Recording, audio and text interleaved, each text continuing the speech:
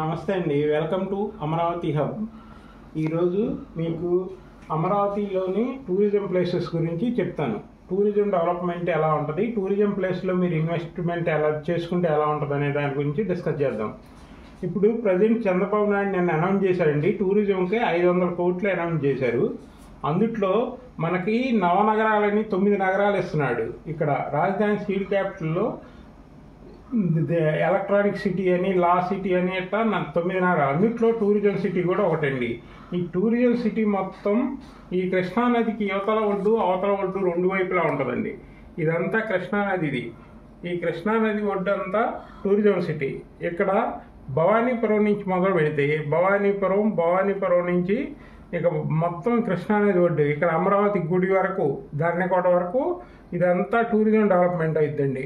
ఇటు tourism development అవటం వల్ల ఇదంతా అభివృద్ధి చెందింది. దీనికి రెండు వైపులా టూరిజం డెవలప్మెంట్ ఉంటుంది. ఇది 4 లైన్ల రోడ్లు వేస్తారండి, 4 లైన్స్ రోడ్డు ఉంటుంది, మొత్తం రివర్ ఫ్రంట్ రోడ్డు. దీంతోపాటు టూరిజం పార్కులు, amusement parks, plus private star hotels, చాలా చాలా పెద్ద పెద్ద ఇవి వస్తున్నాయండి. టూరిజం డెవలప్మెంట్ వల్ల ఇదంతా డెవలప్ అవుతుందండి. ఇందుట్లో చూసుకుంటే ఈ రాజధాని వైపు ఉన్నాయన్నీ ఇది గవర్నమెంట్ ల్యాండ్సే కాబట్టి ఇదంతా రైతుల దగ్గర తీసుకొని సీడ్ క్యాపిటల్లో తీసుకున్నారు ల్యాండ్స్. ఇవి తీసుకున్నారు కాబట్టి చాలా వరకు గవర్నమెంట్ అవి వినియోగించింది.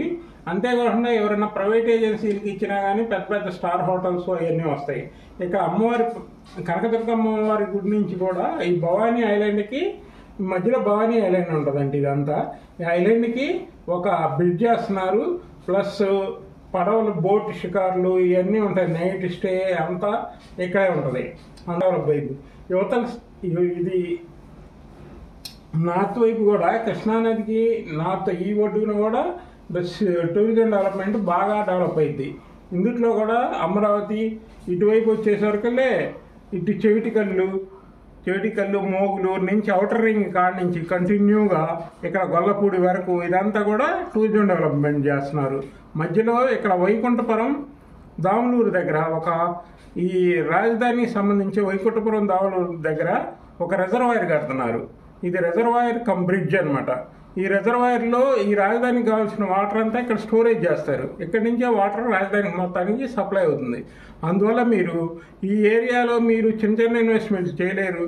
ప్రజెంట్ అయితే ఈ ఏరియాలో చాలా తక్కువలో దొరుకుతున్నాయి. 10 నుంచి 15 వేల లోపు ఇక్కడ గజం దొరుకుతుంది.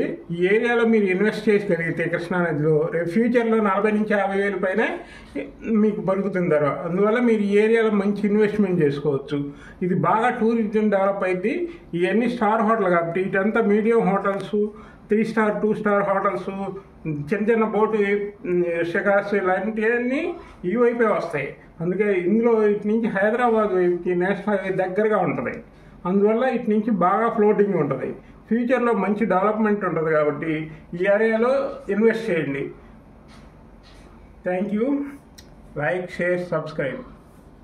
మా ఛానల్ని లైక్, షేర్, సబ్స్క్రైబ్ చేసుకోండి. ఇలాంటి మరిన్ని వీడియోస్ చేస్తాము. Thank you.